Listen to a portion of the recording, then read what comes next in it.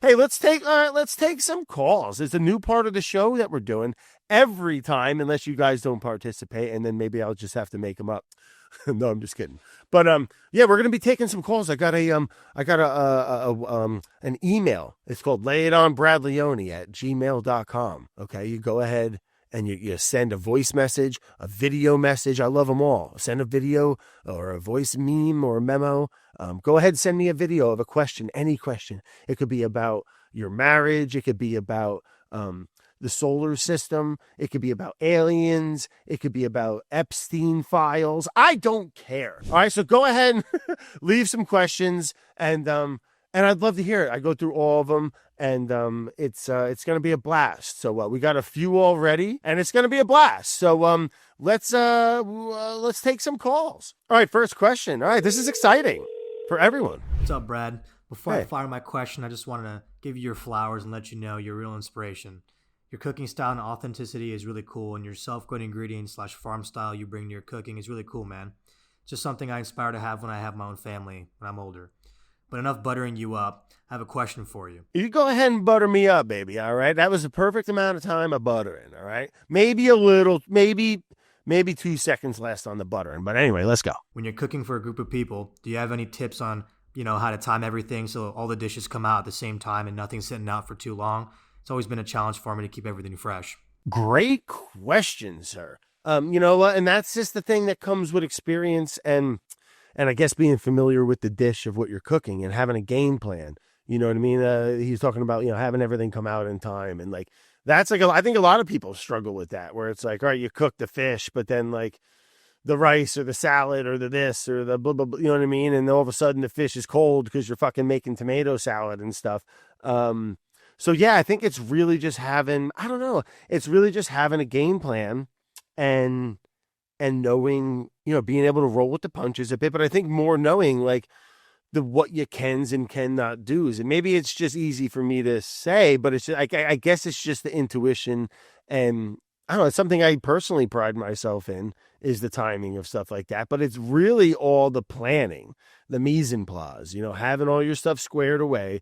So you're not frantic, you're not making mistakes, you're not forgetting things. Oh, oopsies, you know what I mean? So you got a good game plan, and listen, if you're cooking steak, listen, this is a little controversial, I guess, but in my opinion, you can cook that, let it hang out. It can be a little more warm room temp. It can rest while that's happening. Do your salad at the last minute there. All right. Most salads, a nice little spring, fresh garden, green lettuce salad.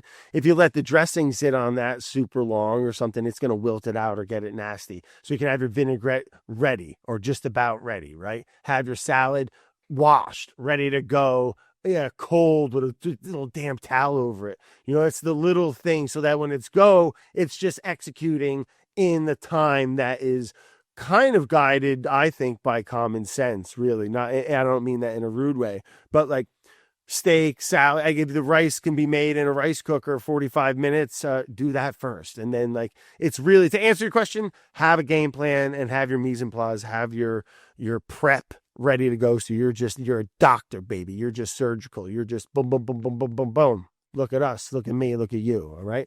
All right. Great question. Next question. Hi, Brad. My name is Leone. I'm a long-time supporter and fan of yours. Leanna, thank you for calling. Excellent. I like this. Just your general essence, the revelry, the fermentation, all the things. And I do have a question for you. Congrats on the podcast. I forgot to ask this in therapy this morning, so that's what I hear this podcast is a substitute for therapy. You know what? God dang right it is. That's all I'm doing. I mean, look at me. I'm talking to a GoPro, a camera, a freaking computer. I'm talking to a can of seltzer today. Like, what are we even talking about? We're in this together, babe. I am excited for your question, and I'm here for you. You call in anytime. So anyways, I'm at a bit of a fork in the road. Ain't nothing wrong with a fork in the road, babe. That's just some opportunities. I'm excited for this. Let's go, mama. And it does have to do with food, but honestly, it's just me trying to figure out what to do next. I am a chef, a private chef. I'm working on a cookbook with another private chef. It's going really well. I look at it last night and I see the vision, right? I see the dream. I see how this could become my life, right? And I'm thinking to myself, is that what I want? Well, I think you're it's a good thing to be thinking, to be honest, and I think it's great that you are thinking this before you even got into something like or I was going to continue on, but I think that's a valid point because it's a tough one, man. The restaurant, the food industry, it's no, you got to want it, you got to love it because I think it's one of the hardest. I mean, it's nights and weekends. It's times when when everyone else is going out and having a good time, you're cooking. You're like, what? Yeah, you got to love it. I love being creative. I love creative pursuits. I'm trying to focus on just straight up artistry recently. And it's not so much the cookbook route. It's more like am I just trying to turn this into another business idea versus art? And every time I try to turn something into business, it tends to burn me out. So I'm wondering if you have any thoughts about like how to choose what you do next. Yeah, that's a great question, and I think you're listen, if it was easy, everybody would do it, right? If you could nail that art passion and turn it into a money and a business and something that you can, if that's what you want to do, and be something that you can live off of or even just have a supplemental income, if it's when you can crack that's like the best jobs in the world, right? It can be, but that's the problem you mentioned as well is when you do use your creative outlet, say it's painting or cooking or fucking growing flowers, maybe that's not the best one. But if you do, yeah, sure it is. And you love it and it's your thing and it's your passion and it's your art outlet. When it becomes business and it becomes money, there's a different layer of stress. And especially when it's a creative one where you have to produce, you got to do things. You got to keep it. There is that. I think a lot of people in the creative space, I struggle with it too, with YouTube and cooking, is burning out on it, man. Like how many recipes, how many videos can you make about burgers or sauerkraut or pickles you can make lots. I've made a ton of them. I've been doing it for years and people do a lot more than me, but I do know that the burnout thing is real. So it's I would never tell you not to give it another go or try it. I think because you never know, man. That could be the nut that you crack. That could be the home run for you. Worst case scenario, you just go back to doing it as a hobby, or you just do something. Life's weird, man. But I think you gotta, if it's something that you really think about and a lot, and it's something that you want to do, you should give it a shot. Not to get all cliche, but like. I think they say I don't know what they say, but but you don't want to regret it down the line. If now is a good time and you can do it and you want to do something, then give it a go. If you're unhappy with what you're doing, give it a go, mama. That's what I'm talking about. You can always go back or start over. Or, I know it's scary and stuff, right? But you never know. And if it's cooking and it's restaurants and you want to make donuts and have a donut business, hey, if you got a good product and a good business plan and, shit, man, give it a shot. Everyone starts somewhere, everywhere. And it's usually not easy. Some people, right? I don't know. Some people got the golden spoon up their ass, but most people don't. If you're listening to this podcast, you probably don't. I didn't, so give it a go. Just think it through. And if you're going to do something, if you're going to have a menu, all right, at least in my opinion, might not even be applicable to what you're talking about. But if you have a menu, do 5 things, 10 things really well instead of trying to do 60. Great question, though. And call back sometimes, man. I'd love to hear how you're doing. And these are great questions.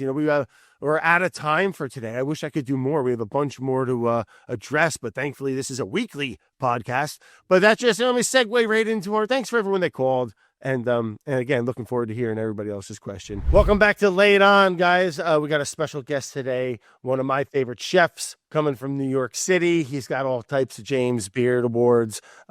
Voted Times in 2009, I was reading on the internet, voted Times top 100 influential people, which is quite a nice little write-up accomplishment. I was the original influencer, man. That you were certainly are one of them. And chef over, maybe you know him now for chef over at Blue Hill at Stone Barns and Family Meal over back in Manhattan. Dan Barber, everyone. Thank you, Dan, for coming.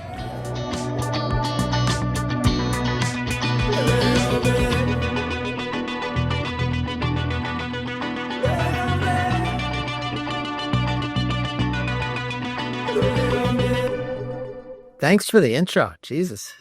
Yeah, I have a That's lot of great. fun with those. Yeah, it's been. I feel like I'm doing a little bit of like a game show in a way. I feel like I'm on a game show. What do I win? Not too much, All right. just a little bit of conversation with me, and I've always wanted to hopefully- choose between door number 1 and door number 2 and door number 3. That kind You know what? Maybe we do need a little of. gamify of this. If you At feel the end, I urged- do. Thank you.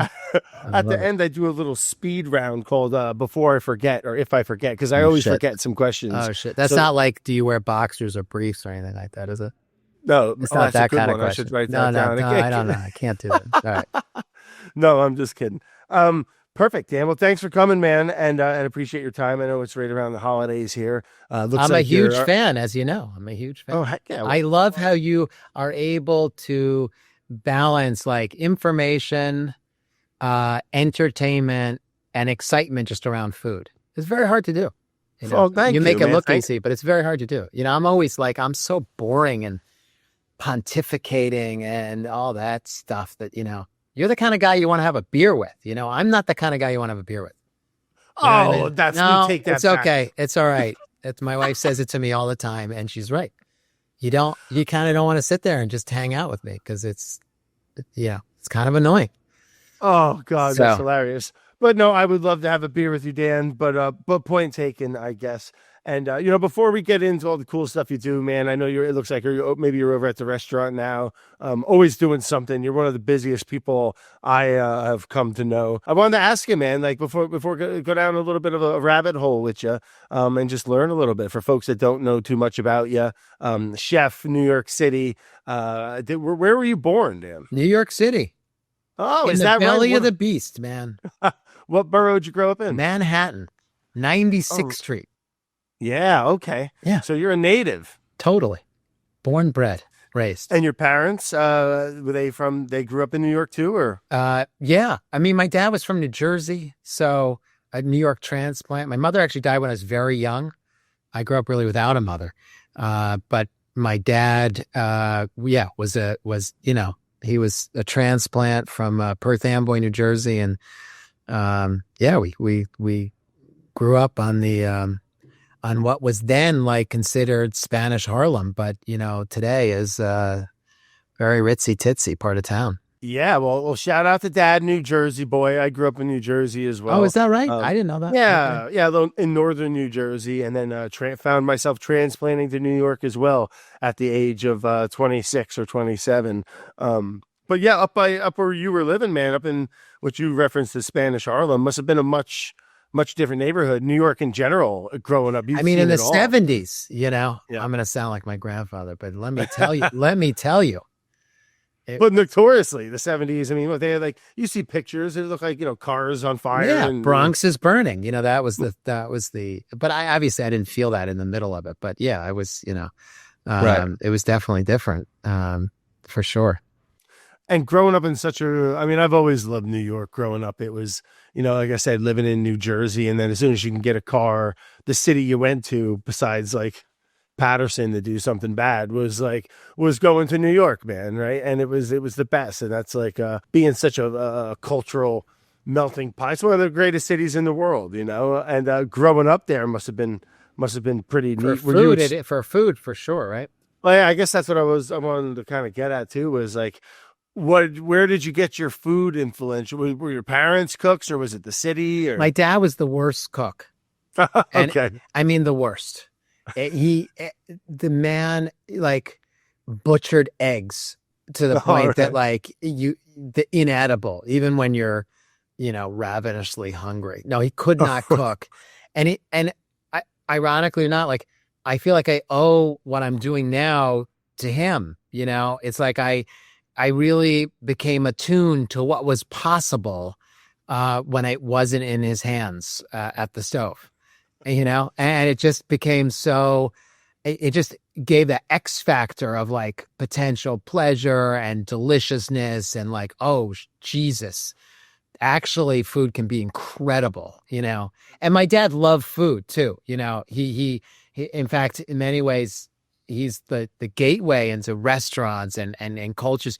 He was in the toy business, in the international toy business, And it was because I didn't have a mother at home. Like he was always taking me to business meetings, either luncheon business meetings or dinner business meetings, tons at very nice restaurants. And that was my inculcation into great food. And he loved the energy of a restaurant. He loved the food aspect, he loved the cultural aspect of it. He just soaked it all in. And it was a time that I saw him come alive in a way that was rare, actually, with this kind of verve that he had. So there are very special moments for me. And yeah, it was an education. I think I appreciated it so much more because his cooking was so ridiculously bad, you know? So you started having your dad be such a not a great cook in the kitchen, as you put it. You started cooking for yourself pretty early then. I was cooking for myself. Yeah. And you know, the other part of it was my grandmother had a farm in the Berkshires in Western Massachusetts that I spent a lot of time on, you know, so I really got also inculcated into the idea of not so much of it wasn't a vegetable production farm, it was grazing cattle, but I got exposed to the idea of open space and worked, you know, I work the farm every summer, and I became exposed to the idea of hard work and preservation of open space and care of animals and ecological, you know, conditions just by marinating in it every time. I loved it. I really, truly loved it. And so I think those worlds of, you know, food, restaurant, cultural cuisine, and agriculture actually kind of had a love child. That's me and Blue Hill, you know? Yeah, I love that. So did your dad travel a bunch for work? A ton. I was traveling with my dad a ton. I mean, he was in Asia, in Europe, and I was with him. My brother, as you know, I have a brother who's 3 years old. He's my business partner in the restaurant. We both were completely, you know, just surrounded by culture and good food, actually, really good food. But he was sort of a high-low guy too. You know, he wasn't stuffy about it. Right. He loved, you know, a great burger, and you know, it was just gourmet and gourmand, as they say. You know. Well, you know what? If you can't cook, you might as well. At least he had it in him to at least respect and get into some good spots. Totally. I mean, totally. A good restaurant, nothing better than it, right? Totally. So you guys are traveling internationally at this point. Yeah, right? Like long before, you know, it was sort of normal to get on a plane. Yeah, for sure. You know, in the 70s and 80s, I was definitely the loner of my friends. Yeah. Sure. The international toy business, huh? That right. sounds. Yeah. So, and this is what, back in the 80s? Yeah, 70s and 80s. Yeah. Yep. You know, he was in product development, and you know, a lot of Asia stuff, but also just a lot of Europe clients. And yeah, he was jet setting around. Jet setting is the wrong word for it, because back then it wasn't jet setting. It was really work. But yeah, I was often with him. So that's a great little chapter. It sounds like, as far as exposure and being able to do some stuff with your dad like that. When you got to spend time up on the farm, was it because was your dad not there? And my dad wasn't there. No, I mean, right. I was with my grandmother. As I got older, I was alone a lot at like a ridiculously young age. But I was, you know, I was with this farming crew, and I was working all goddamn day, morning till night. I loved it. I loved the tractors. I loved haying the fields. I loved moving the cows. It was just, for me, it was dreamy. And, well, it feels good, right? I mean, it's the opposite of New York. It's the opposite of what you were doing. And and it sounds like you had like an interest naturally in it, you know, with food and just like that being outside. And now you got this open spaces and there's something to it, right? Like fresh cut hay or something. You know what I mean? It's funny you said that, because this morning when I was driving in where I am at Stone Barns, which is where I work, they were just cutting some hay, and that smell, man, it's crazy. It's like Pavlov, you know, I just all of a sudden was right back to, you know, working the fields with freshly cut hay. And I say, like, camp was not for me, you know, like my friends were at camp or whatever. Camp. I was like, I had all the adventure I needed right there. So, yeah, you know, it's funny how those things, when you don't, you know, your child, how they imprint your adulthood, you know, without even knowing it, you know, it's in the background, but it all sort of comes together somehow. You know? Yeah, it's quite a journey, right? Yeah. So yeah, so meanwhile you're cooking for yourself. You're living in New York, traveling. You know, the farm sounds like. And your grandpa was in the picture too. He Was it was a not. family? They were divorced, and she got this just amazing farm in the 60s, and before the Berkshires, really the Berkshires, and she just was so adamant that it continued to be in productive agriculture land. She was a beautiful woman. She was very social, and her drive wasn't like agriculture and ecology or environment. It was like she wanted to invite guests over the house and have them overlook a farm that had cows in the landscape, But it accomplished, for me anyway, the same thing, which was appreciation for something that as a city person I didn't have. And that has stayed with me, really stayed with me. So, and I think I've included it in what it means for me to be a chef, for sure. So very, very impactful. Yeah, heck yeah. And then when did you start getting into cooking in New York, or did you leave New York at some point? You know what it was? I went to college, and I to earn some extra bucks with my friend who was also interested in food. We just started cooking for friends, and we'd pass around like a black hat. And these like little dinners became sort of very well known. And then there were it was like dozens and then hundreds of people, and like these different locations that we go to and just cook for days, and then just give these big dinners. It was awesome. And made some money. I did some like cooking in Boston. I went to school in Boston. And so I was doing that. And then I graduated. I was like, what do you do after college? Like I was like an English major. I'm like, what am I doing with my life? So I went out to the West Coast to bake bread. I just had an interest in baking. And I drove with my friend. He got a job at a restaurant in San Francisco. I left him and went to go and bake bread. And I was terrible at it. Terrible. I was the worst baker in the history of bread baking. Oh, no. Yeah, I know. And I got fired. Boom. Just, I forgot to salt 1,200 pounds of rosemary bread.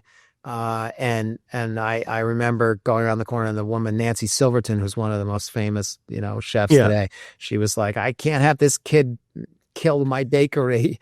And so I was like, that was it.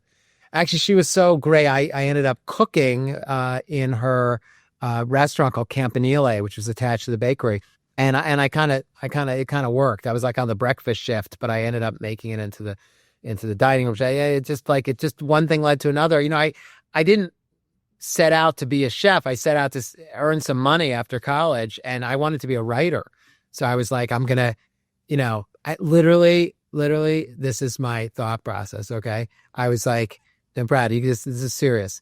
I wasn't 5 years old. Okay. I was 22 years old. I was like, okay, I'm going to bake bread, which is the night shift. That's really good because I can learn how to bake bread all night. And then I'm going to spend the day writing. And I never once said to myself, when are you going to sleep, dude? Right. And it only struck me after like the first day. I was like, wait a minute, when am I going to write? So it didn't work for me there. And I just couldn't deal with the baking and the instructions and the exactitude of the thing. I cooking spoke to me in a way that, anyway, I wasn't meant to do it. I was there. I'm like earning money and I don't know. And I'm trying to figure it out. So it was supposed to be temporary. And then that job led to another job, another kitchen. And then, literally here we are today. I don't know. I don't know how that happened. That's incredible. So you went to school up in Boston, you said? Yeah. I went to Tufts University. It's just, okay. Yeah. And I love these like dinner pop-ups you were talking about, how you were just doing little small events that kind of snowballed. That sounded like a pretty cool. Yeah, very organic. It's very kind of hip today, Brooklyn and everywhere else in the U.S. in these little pockets. Back then, I don't know that anyone had done that. And yeah, it just snowballed. Exactly. It was it was very fun and, and energizing for young people to be experiencing, good food together. There's nothing better. That was probably a blast. And this was during college up in Boston? Yeah, exactly. Oh, yeah. You must have had a blast doing it. Yeah. And then what, did it have a name? No, we never put anything to it. It was so impromptu and we'd announce it. It's very much like a drop, we'd announce it on the Friday that we did it. And there were like lines, and at the end, it became crazy. It was nuts. It was awesome. That's fun, awesome, man. Yeah, heck yeah. And then you make your way out to San Francisco. Bacon's not your thing. And it is a lot. It's for me, I enjoy making bread sometimes. I'm not that great at it, but I could do it. But it's to me, it's like completely different than cooking, right? Where Totally. it's you can't just go jazzing around with certain things. I mean, to an extent, but if you don't do certain things, it doesn't. I guess that's certain types of work. cooking, but it doesn't No, work. I hear you. Yeah. It's much more structured. That's why I've never drawn to pastry or to baking. So it sounds San Francisco, and then you're cooking out on the West Coast for a while. Well, yeah, a couple of years, but then I was like, I decided I'm just going to get serious. I'm like going to do this or not do it. And so I said, okay, Right. I'm going to take a year, and I ended up staying longer in France and go to where, and really, really learn. And that's what I did. I went to Paris. And How old are you? At when you that head to point, Paris? I'm 25, Okay. 24, 25. And yeah, I still had so much to learn, but then then you're dropped into the cauldron, because Right. back then, like, there weren't laws against hours that you worked, and it was very tough. The kitchens were very tough. And just like very disciplined to do it, and I don't know what I drew on to be successful in that. And to be successful is a little bit of exaggeration. I ended up surviving. So I consider that success. And I went all around France, and I was sent to these different restaurants. It ultimately spent, like 2 years or so, but it was, it was just that it was really the education, because the French have an approach to cuisine and to cooking and discipline that, and flavor that is, I think it's still unparalleled. And so it was a huge influence on me, and then I was off and running. Yeah, I mean, classic French, right? I mean, you can't, as far as just the structure and be teaching yourself to cook and become able to play jazz, as I often reference. You got to know the rules. You gotta have the foundation and the fundamentals squared away, because then you can just paint. Yeah. I think that's a very good analogy, and that's what I lived. Yeah, for sure. So you spent a few years in France then. Yeah. Just trying to get soaked into the best that I could get my hands on, honestly. And it was very unpleasant conditions. Sure. I bet it was, just brutal chefs, people yelling, right? Or very brutal, very, just very demanding. There are rules in terms of what is acceptable at high-end dining. And I mean, I have a lot of those rules here, and behind me are 40 cooks, working very hard too. I don't have the kind of structure that I experienced in France, but there are parts of it that I take away that I think are, very useful for transforming an ingredient to something that we covet, or something that brings us to a higher place, an experience. It does take a lot of discipline. It does take a lot of organization. It does take a lot of hard work. Those are things that I don't shy away from. The brutality, I'm not really into, Well, that's just it, right? Everyone can care. And I think that, thankfully, that paradigm has shifted, where you can have a calm, structured, intense, passionate kitchen without throwing pans and belittling someone verbally, making them freaking cry after service or something. I have to say that what you just said was my language. That was what I grew up on, and I went to work for the chef David Bouley in New York when I came back, honestly, for a while, and he really never raised he also trained in some of the most brutal chefs before me, in really a time that was extreme in France. And yet I worked in his kitchen, and he was not a yeller and was not a disciplinarian in that sense. And I asked him, like, how did that happen? And he said he just one day realized that he didn't want to be that. And he wasn't. And I think that was a big moment for me, that conversation, because it showed, you have to have examples in your life. So I had examples that were at the highest level and that worked. And so I was like, well, that's what you have to do. And then Bouley, who I think was one of the most creative, accomplished chefs of my generation, also trained in that environment, but had the wherewithal and the perspective and the strength to distance himself from the things that he didn't want to be a part of for himself. And I was like, well, I could do that. But it takes somebody to show you.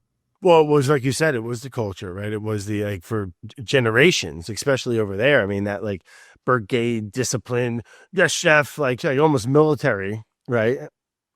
And then breaking that chain is a beautiful thing, because I personally do believe, and I've worked in a couple of kitchens, nothing crazy or long, but it was intense like that. And it was, I don't think you make, I mean, I don't know. There's something to be said. I guess it really depends on the individual. Maybe some pressure. It takes a lot of stuff like that to really bring the diamond out of some people. But I don't think overall that it's necessary. And I do think that you get a better product and if you have a happier cook, right? And one who feels respected and appreciated and also works their butt off. But like, I think if they're happy, you're going to get better food, and I think you're right. I think you're right. It's just, you need an example of that if you've been trained to not think that, Yeah. So, I just had the experience of going to France to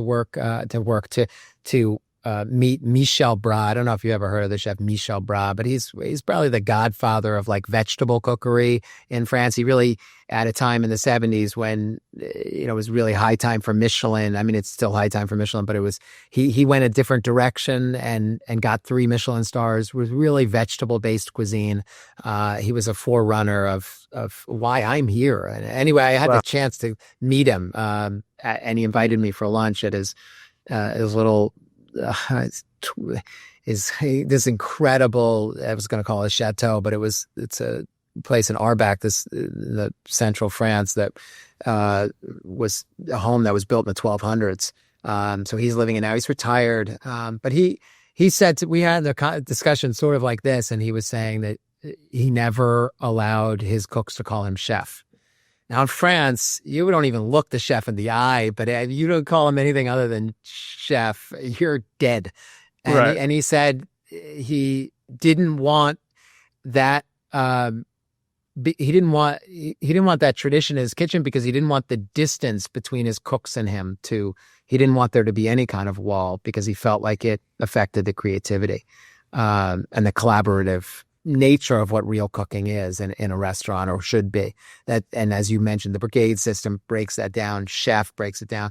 I've been thinking about it since I just got back. It was a couple of weeks ago. I had this conversation. I can't get my mind off of it, because he was so successful, and yet he broke so many rules. But mainly for me, not just the vegetable at center of the plate, which was it's changed the world in many ways.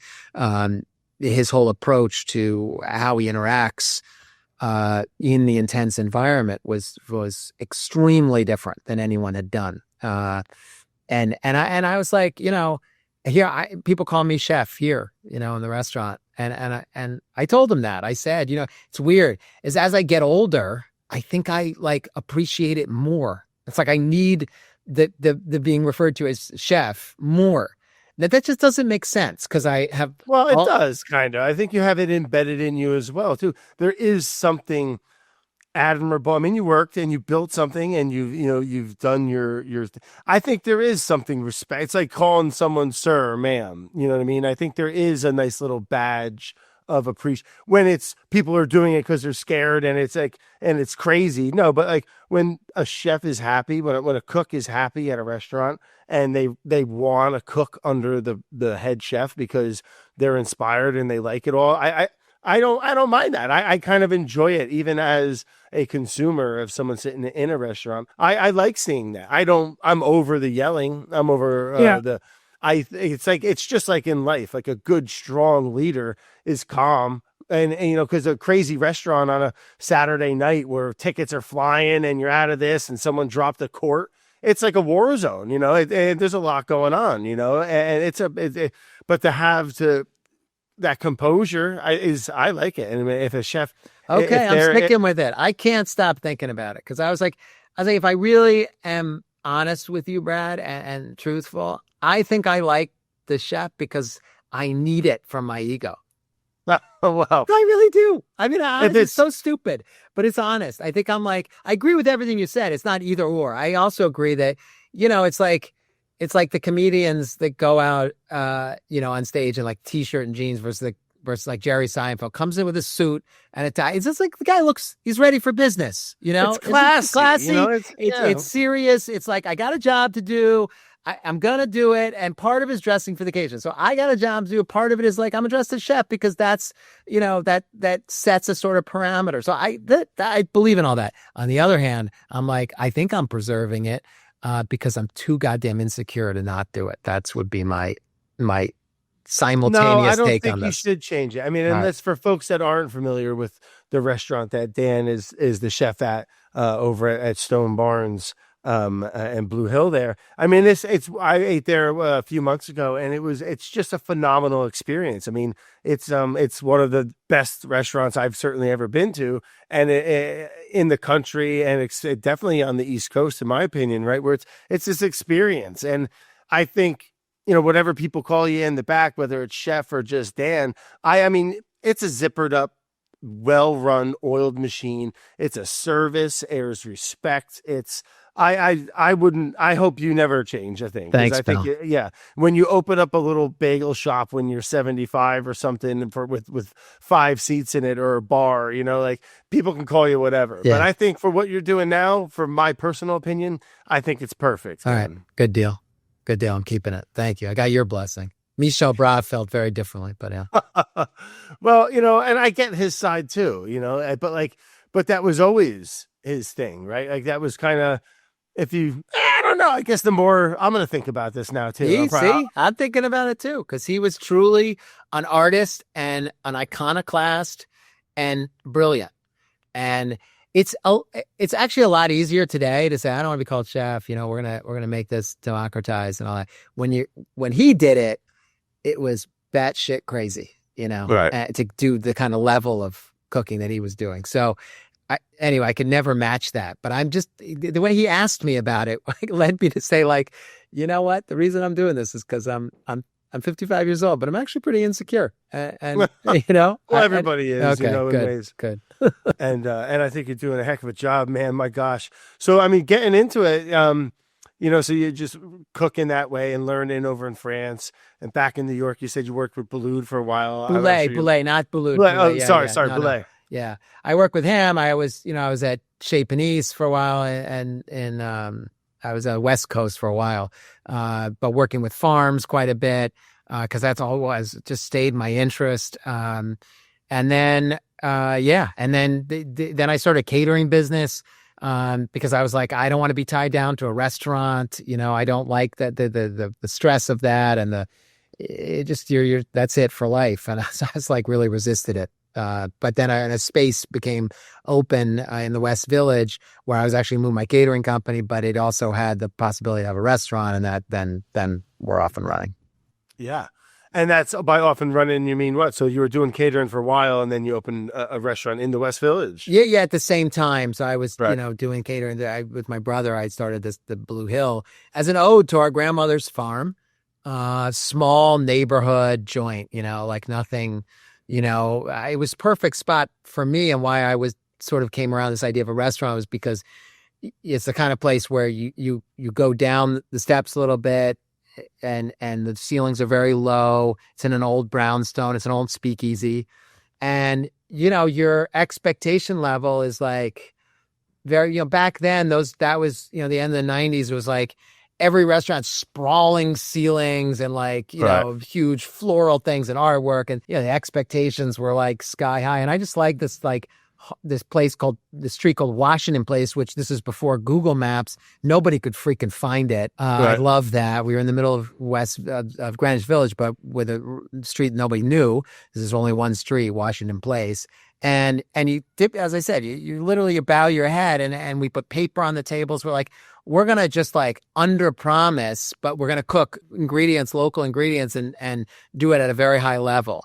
And that was the ticket. It was like the expectations were here, but the delivery, was here. I mean, this. Life is about expectations. You know what I mean? Mm. It's like your level of enjoyment in something is what you go into it thinking you're going to, go to a movie. Friend tells you, you got to see the best movie ever. Oh my God, it's like the best movie I've seen, since and then you go and you're like, not that good, Then Right. somebody doesn't get, and you go to a movie, you're like surprised. You're like, oh, so it's all about. I think it's so. I think that's true with restaurants. And we just had this we were under the radar, low expectations, and we delivered, or actually surpassed. When in life these days do you actually meet expectations or surpass them? Very, very rarely. So I think that was the ticket to our early success: under promising, over delivering. What kind of food you cook in there? Is just like French inspired? Well, French inspired, but hyper local. Everything Right. everything within 150 miles. Very, very vegetable driven, as it's always been for me, and super great ingredients. But like I said, I'm the kind of cook who, Brad, and I don't know where this comes from, and I don't mean it as a compliment, but I get very jittery with a lot of ingredients on the plate. A lot of complexity. I just it makes me anxious. And so I've always been, inexplicably, I don't know the genesis of it, but I've always been a 3 ingredient or less on a plate. Always. I love it. I feel like I've become the best version of myself as a cook in the past year. And it is. No kidding. It's exactly what you said too. It's just this hyper appreciation and geeking out for ingredients, and then it's just complementing it with the foundations. Just a lot of a simple less is more. I know it's a cliche, but it's such a cliche. But cliches are cliches for a reason, and it's true. It's hard to do. It's hard to do. It actually takes the confidence that I don't even know that I have. I'll tell you something.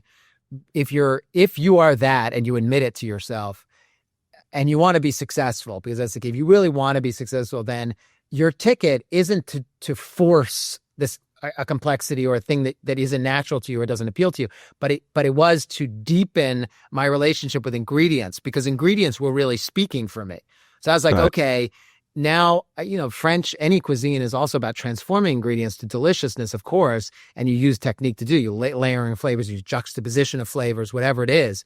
But with me, it was I was very naked on the plate, and I had good technique, but I wanted the ingredients. I had to have the ingredients speak for themselves. I had to have them scream out. Then there was my interest in agriculture. I was like, okay, I actually know where things are. So I started the connection with farming and farmland, and what kind of farmland, and how things were grown, and where they were being grown, and what time of year became extremely important to me, not for environmental reasons or ethical reasons, although that was there too, but it was to make me look like a better chef, to make my style of cuisine be successful. Actually, that's I was forced into it. So that, I think, is the genesis of really dialing in to farming and agriculture. Was my interest in explosive flavors, and I was very disciplined about tasting and educating myself, because I knew I'm naked on the plate, and I got there's no way out here. Right, absolutely. And when they're good, man, it's incredible, right? Incredible. I grew up eating asparagus, but it was just supermarket. The thinner the better, because they're tender. But then you grow them, or you find you go to a good farm and you get one that's this thick, and it's as snappy as an apple and as sweet as a pea. There's nothing like it, and it's you don't even just put some olive oil and salt on it. Anything else I don't even know. You're kind of messing it up. Yeah. And so I that's beautiful that we share that similarity in cooking and passion. But then there's a tension there. There's a tension when you get to a certain level. There's a tension. Because you remember, there's this famous story of Alice Waters, the famous, iconic American chef, cooking with some very famous French chefs. And she shows up to the event, and starts plating something. And one of the French chefs looks at her and says, "That's not cooking, that's shopping." And it was as a chef, there's a tradition of transforming ingredients to show the level of your technique and ability, which I also, it's not I don't think that's true too. I do think the transformation, right, is, and the discipline that goes into everything we just talked about, is a lot of training, a lot of years of understanding, and very difficult to do. So there's tension in that. And I was in the middle of that. I didn't want to be Alice Waters. but I also didn't want to be something that I wasn't. So I'm still, to this day, before I got on this call with you, I'm looking at a new vegetable thing that we're putting together, and that's going through my mind, that tension between I want to be unplugged, but I also, there's a lot of technique that I want to make sure is evident and you can taste. So that has stayed with me. That's going to stay with me too, Dan. I like the way they kind of, you put a pea tendril on a plate, like, that's not, what are you doing? So if that's what was the takeaway from that, right? Yeah. But, for sure. Yeah, I like that a lot. And that's a good thing to keep in mind in simplicity in cooking.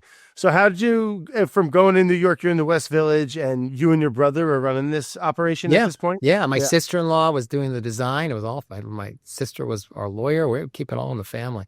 And that's when Mr. Rockefeller, the last surviving grandson of the oil baron, walked in for dinner, and he liked the food, I think, although he ate at the best restaurants in the world. I don't actually think that the food is what, I think he loved the family connection. He's a huge family man. He had a lot of. So how long you guys been running at this point? A year, less than a year. Okay.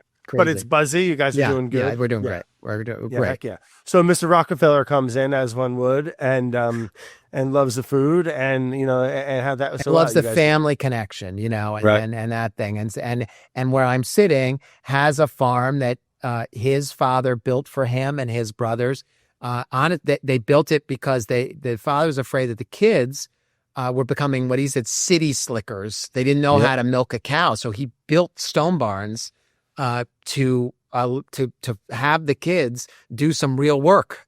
So Sundays after church, they were doing before church, they were doing farm work, which is milking the cows. And then after they started to grow up, this place, Stone Barns, their farm, really was sitting here. And Mr. Rockefeller, David Rockefeller, is the last surviving grandson of the oil baron and the son of the one who built this. And he didn't want to see it zoned. He was zoned for 52 housing lots. He didn't want to see that happen. Oh, gosh. Yeah. So he created the Stone Barns Center and the non-profit organization where Blue Hill became the tenant of Stone Barns. So we are it's a landlord situation, but very close relationship between the restaurant, obviously, and the farm in the center, and an exciting one. But yeah, so Stone Barns, and for folks that have never been, please make a reservation or just visit the property. It's just absolutely gorgeous. I mean, just imagine the Rockefellers built a barn in what are you, an hour and a half out of New York? Not even. We're 45 minutes from Upper East Side. Yeah, but it's one of the most beautiful spots in the area. It's just it's just a gorgeous property where you guys have all types of really cool stuff going on. So you got an awesome opportunity to set up shop with the Rockefellers up at Stone Barns. I mean, that seems like was that a tough decision, or? I mean, in the sense that you're partnering with a Rockefeller, I wouldn't say it's tough. No, Okay. I mean, it's a change. I mean, you're leaving the city. It's a change, right? in that you have a second restaurant, and you're commuting from the city. So sure. But all these kind of decisions are complicated. I don't know. My brother and I were looking for multiple restaurants, but this is a very interesting project, and I was interested in expanding farmland for access to the ingredients that I was talking about. And this was a great opportunity. And he cared. And Mr. Rockefeller wanted to preserve the open space, and he wanted a restaurant for himself to eat at. And it was a good moment. And I'm just lucky that this came together the way it did. Very blessed. So tell me a little bit about Stone Barns up at Blue Hill. Tell me a little bit about Blue Hill up at Stone Barns. Yeah. We started talking about this project 25 years ago, which was the moment when farm to table was just emerging as what became an exciting social movement, right? Right. And there was a need, as we argued, my brother and I argued, that for demonstrating farm to table, the concept was able, demonstration was tough to come. A direct connection between a farmer and what you eat and the pleasures of that, the responsibilities that come with that. So that's what this project became. We opened 20 years ago, 2004, 21 years ago. Wow. And it was an experiment, a for-profit, non-profit working together to realize this vision of the direct connection and how we can improve the landscape, but also throw back an economy to the farm, which is the non-for-profit, through the for-profit. And so the restaurant became quite high end, in some ways, unfortunately, only because the access to it becomes less in that way.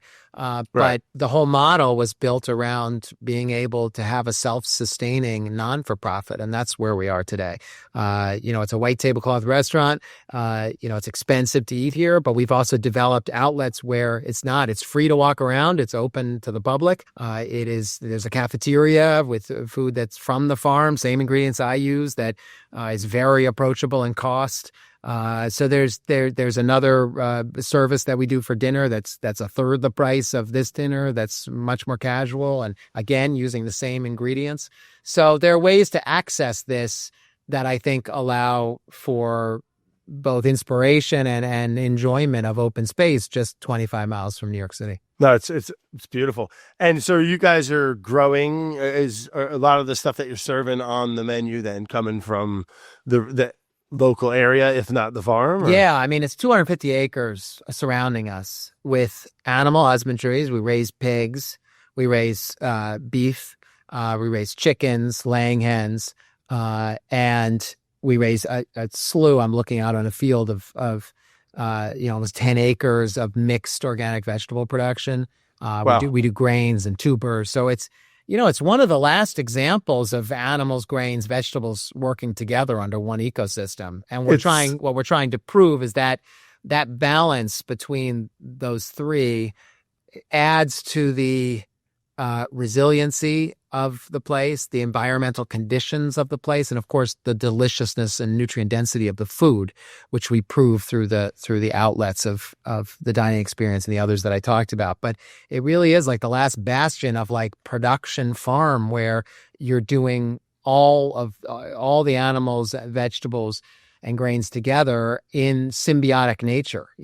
What's happened, as you know, over the last 50 years and more, is that we've specialized in each of those categories, so that if you're making money today, you're either animal farming and with one animal, or you're vegetable farming with very few diversity of vegetables, so that you can get the efficiencies. And the marketplace is dictating that. And the results of it, as you know, are disastrous for the landscape, because less diversity requires the intervention of chemicals to prop up the system. Diversity is where you have strength and redundancy. Monoculture, whether it's an animal monoculture or a vegetable monoculture, grain monoculture, is very difficult on the land, and you end up very quickly getting into problems. And those problems can be circumvented through chemical agriculture. That's really the attraction of a conventional agriculture system. And when did that all really start? That's really new. I mean, that's why to me, it's like, it's so I keep hammering this point, because people think, well, conventional agriculture, chemicals, they've been around since forever. Well, they haven't.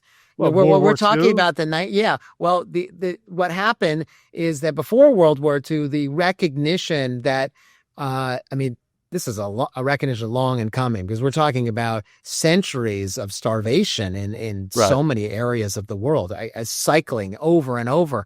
But the idea, and this was rooted in cultures and peasantry and cuisines that had evolved together to recognize that, wait a minute, we can prevent starvation with a diversity and a timed diversity.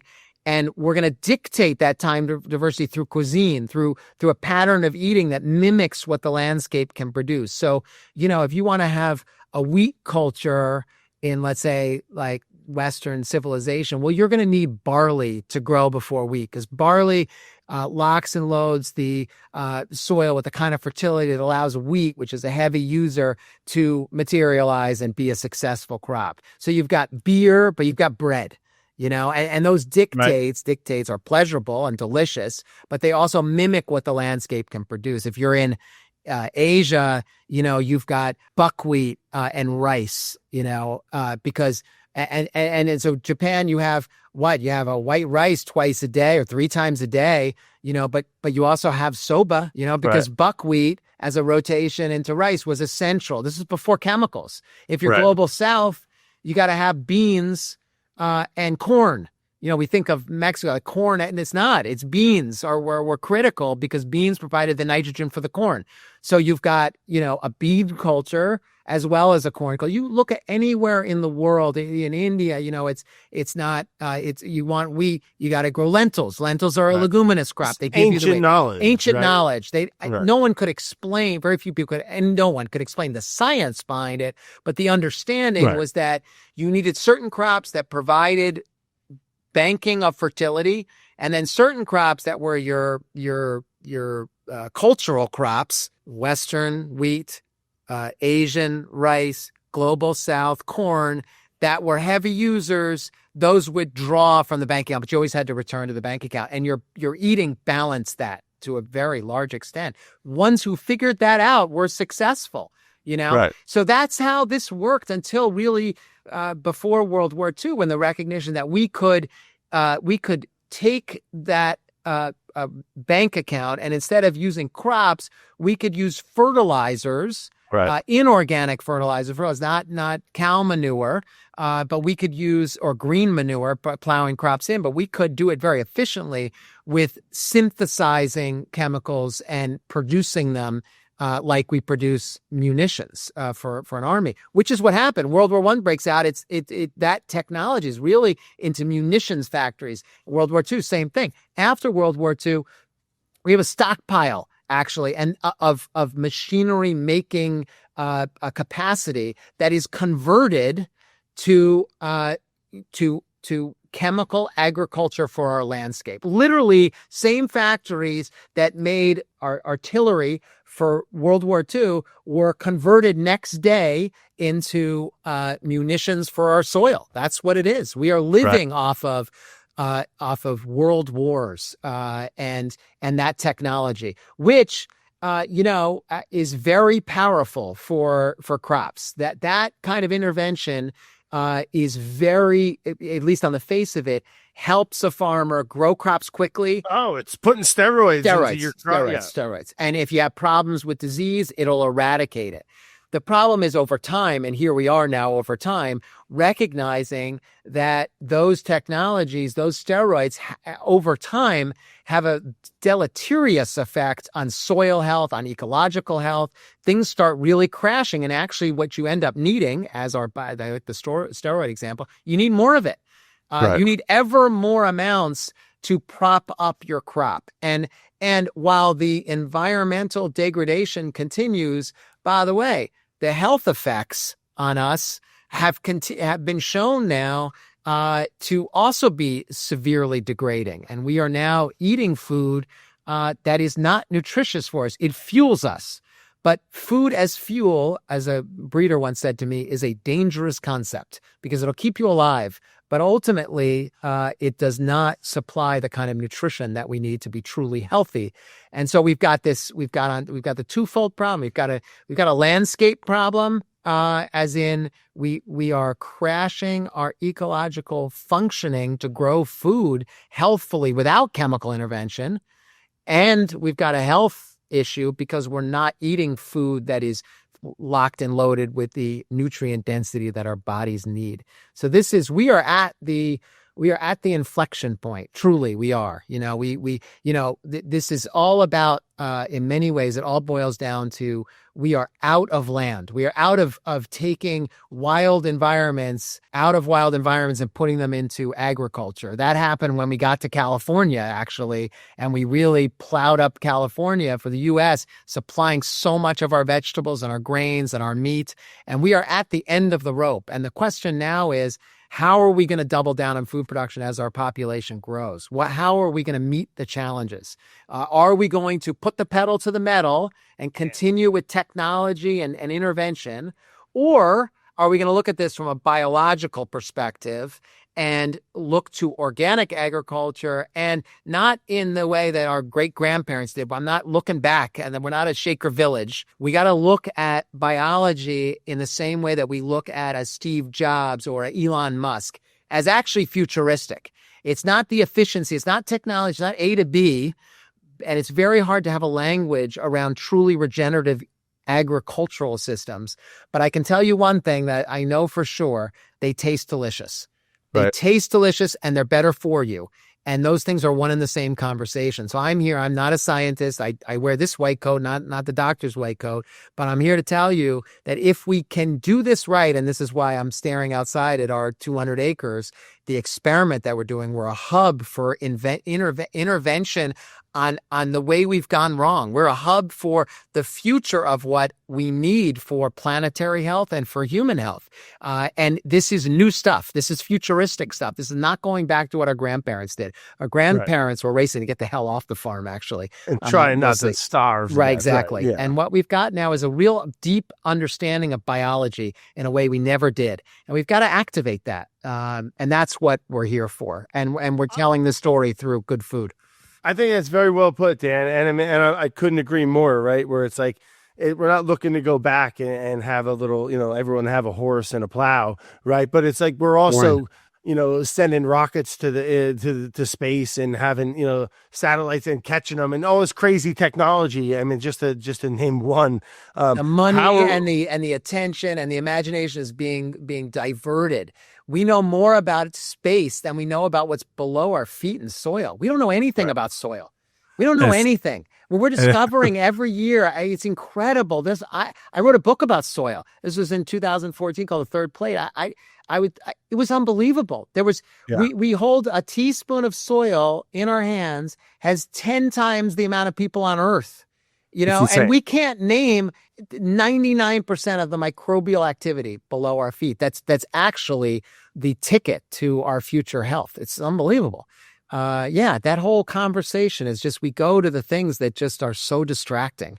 So, and it was criminal, man. It really is criminal. I feel like, as you're describing it, and this industrialization of monoculture on our country and on our food system.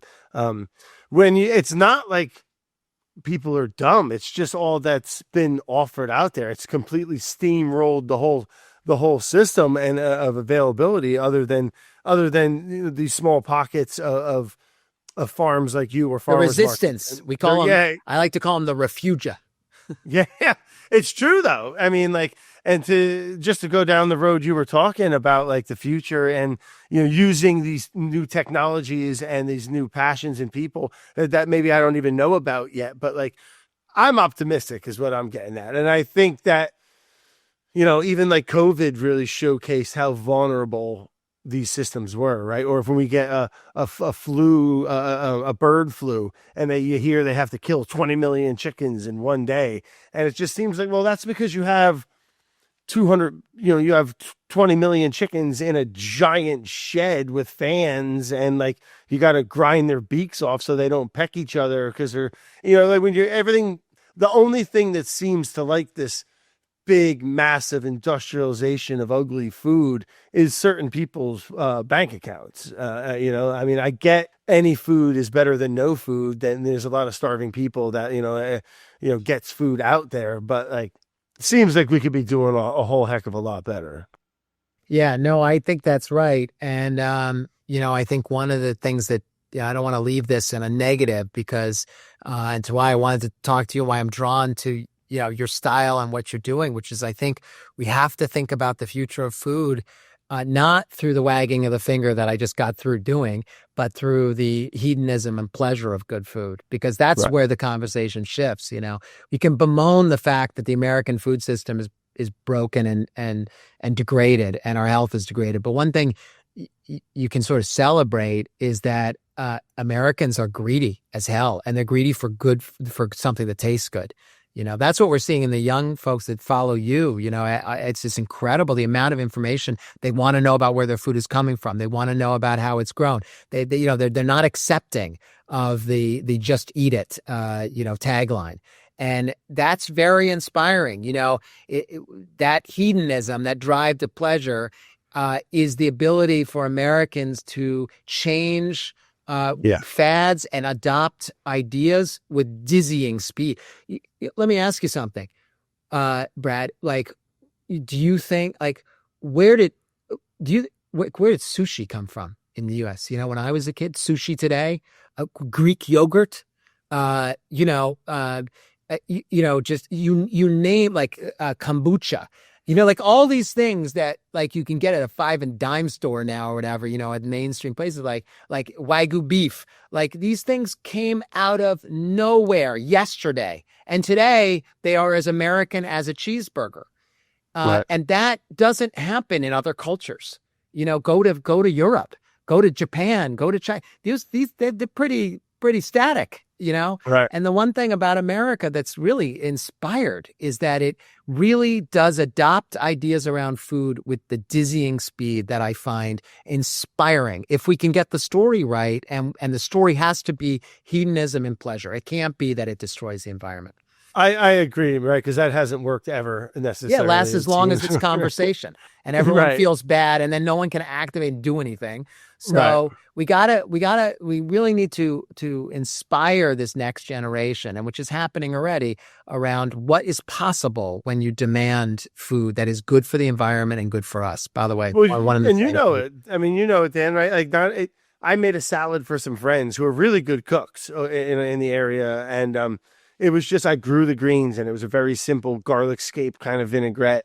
And man, like as opposed to going and get a clamshell at the supermarket, the flavor and the color, and I got, you know, mustard flowers in it and stuff. It was gorgeous and it's delicious. Not only is it pretty, but to your point, like it's 1000% a better product. Like on a flavor, you feel better after. It's a no-brainer. It's just accessibility at this point, right? Well, I think so, but to get accessibility, you need the cohort of people who are dogged about it, you know. Right. And that's why I started Row 7. I started a seed company because the genetics for this is key. We've lost the genetics.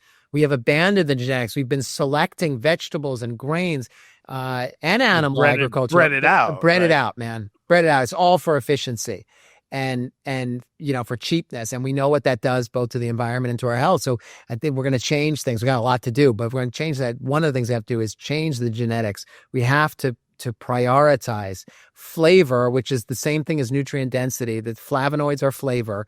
The same goddamn conversation. We got to put it front and center. We can't just say eat more vegetables. That's the way. That's me. That's the wagging the finger. Let's put something in the center of the plate that makes you not miss meat. You know, that's the ticket.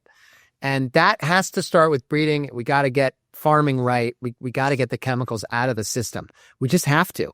And then, you know, I think this could be changing quickly. I really do. But we need the groundswell of revolution, which has to be rooted in hedonism.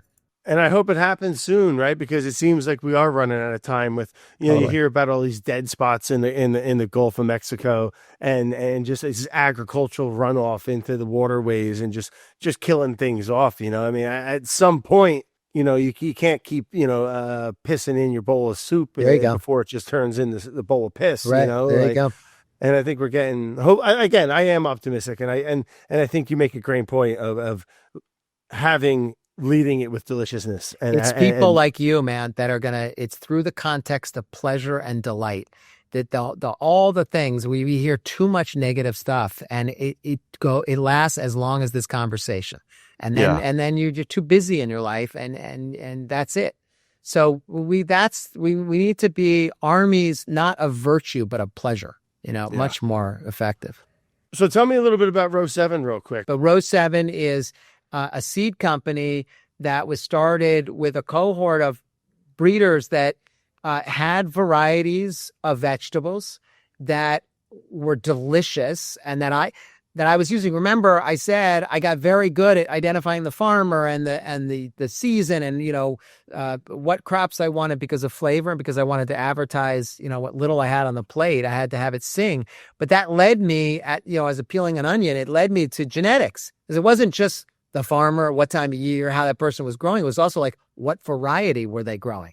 Then that opened up a whole world, which is seed breeding, which is if you can connect to a breeder, then you can connect to a recipe long before it hits the farmer's soil. And obviously long before it hits my cutting board.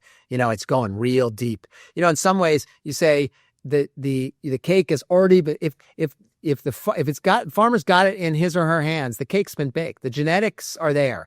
Now it's up to the farmer to have soil fertility and soil microbiology that activates those genetics. That's true. But if the genetics aren't there to begin with, then there's nothing to activate even in the best, farmer's hands.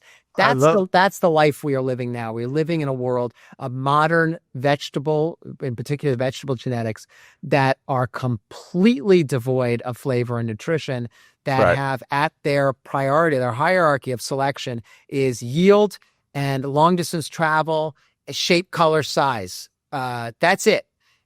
Flavors down below. And when, as a breeder explained to me, when you are selecting for all the things I just mentioned, you are selecting against flavor. It's not that you're lower prioritized, you're against flavor. And, no wonder vegetables aren't at the center of the plate. Nobody wants to sit there and be forced to eat them. That's nuts. I love Row 7 and everything you've been doing, Dan. How do folks, if they want to, obviously come if you're in New York, come visit the farm, make an appointment. Now Row 7 is national now. We're rolled out across the country. We have our own produce label called Row 7. We have a handful of vegetables right now. We have a lot in the dugout coming. It's very exciting because it's opened up a world of breeders who have those genetics, the deliciousness, the nutrient density, but are being rejected by the food system because the food system is saying, yeah, that's off spec. We are an off-spec vegetable company. We're the Ellis Island of vegetables. Give me your tired and your uncoveted, and we're going to find you. This is going to be your home. That's what we're doing, and we're attracting breeders from all over the world, and growing out these genetics that are phenomenal. Not bespoke heirloom stuff. We're talking about big acreage. Now, I'm not in the heirloom company. That, the most elitist thing that I could be talking about, which is what I was an evangelist for many years, was old heirloom varieties, because honestly, you grow that stuff out and the potential for yield is so small and it becomes so expensive that you're an elitist person to argue for that. There's nothing wrong with preserving old genetics. There's something wrong with pushing it on a modern. Sure, do it in your garden. Do it exactly. Yeah. So we're taking those old genetics with these breeders, marinating it with newer genetics, not through GMO technology, nothing. This is a natural breeding. We can do it so quickly now, just because of computers, actually, and mapping in the genome. You can do what our grandparents would be able to do maybe in a lifetime. If they were lucky, we can do it in a couple of years. That's how fast this stuff is. So, and then you put in AI and you can do it overnight, and that's coming. So the question now is, what are we breeding for? What are we breeding for? If we're breeding for flavor, we're breeding for nutrient density, then we're breeding for healthy ecosystems and I think the potential for a delicious future. But we got to move here, and I agree with you. This is time is running out. Well, heck yeah. Well, Dan, where can folk do you sell the seeds as well? We sell seeds online, row7.com. row7seeds.com. We sell the produce at tons of farmers markets from New York to LA. But if you don't go to farmers markets and find a Whole Foods near you, they're in every Whole Foods this year, starting this week. And then we also are coming out with some tinned vegetables that I'm very excited about. I want to reinvent canning. I grew up, we started this episode with talking about the 70s and that was canned food. I think with the right genetics, as in you're selecting for something super delicious, if you can it correctly, and I think there's some technology on canning that we're using that are phenomenal, you could have something jaw-droppingly delicious, actually. The whole idea. I have. Okay, you have. You took it out of the That's right. I gave it to you. There you go. And it blew me away. And I think you nailed it. I mean, you can capture the season and the nutrients in something. And it's just such a beautiful way of capturing a type of produce. And I'm excited for all that, man. And Dan, thanks again for your time. Thank you, pal. Love talking to you, man. I love talking to you. You're really an inspiration. We'll be talking more and same right back at you. Oh, before I forget, I do have a couple questions for you that I wanted to ask. Okay. It's going to take 1 second. Yeah. Favorite restaurant when you were a child that your dad would bring you around New York City? I mean, Benihana of Tokyo. You're still around, right? The flipping of the shrimp and shit. When I was a kid, I thought, what the hell was better than that? Yeah, heck yeah. Last one. Your dad, just because I was so fascinated with it, did you have a favorite toy that he ever, was there one that was like the that stuck out? Yeah, well, first of all, when the hot toys back then were little like car, die-cast cars, action figures. That was the dawn of the superhero action, movies. So I used to get the action figures forever. If they were sold out, I could always get them. So I was very popular with. I mean, I wasn't popular until I got those, and I became, it just skyrocketed me into popularity for dates to after school to play with the action figures. Right? Listen, I'll take it. Yeah, Dan, thank you again so much. Appreciate you, Brad. Keep going strong. This episode was produced by Brad Leone and Carolyn Gagnon in partnership with Studio 71. It was edited by Kate Brunotts with music by Harrison Menzel.